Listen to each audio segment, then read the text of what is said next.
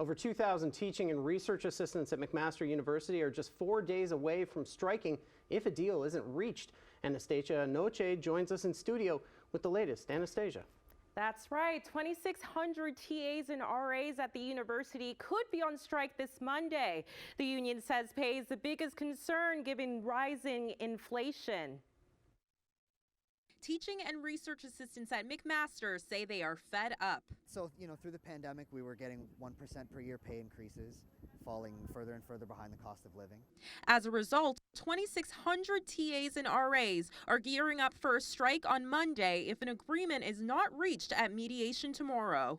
Teacher assistants need to work extra hours in order to meet the ends that they need, especially with the increase of rent and food prices within Canada. The union is asking for protections against future tuition increases, and they want to close the wage gap between graduate and undergraduate TAs. They're also calling for a wage increase that reflects inflation. As a master's student, as a graduate teacher assistant, I get paid $44.95.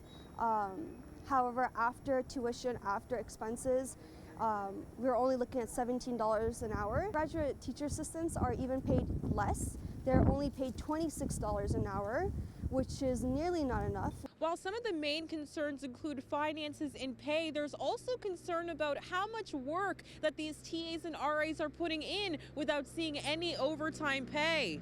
I want to ensure that I'm providing them with enough experience, with enough information that they as students can succeed. However, how am I able to do that if I'm only provided 10 hours a week when I need to be working 15 to 20 hours in order to have my students succeed within their courses? Students on campus say they are supportive of the strike, but expect it to affect the way professors run their classes. They help the teachers, right? They are the assistants of the teachers. The teachers have to deal with a whole bunch of students, and they can't keep track with all of them. We have to get our marks in order to get into certain programs, apply to second year, stuff like that, so it would also affect us.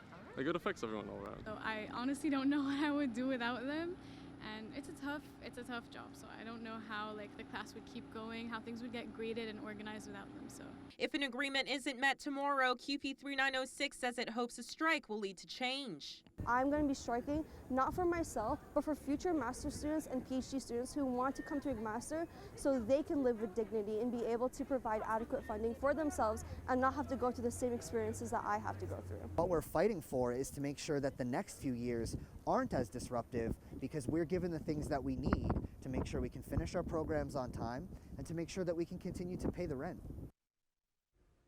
McMaster TA and RA Anastasia Sukov stressed to me that CUPE 3906 sees striking as a final resort. They don't want to strike, but they feel like they may have to.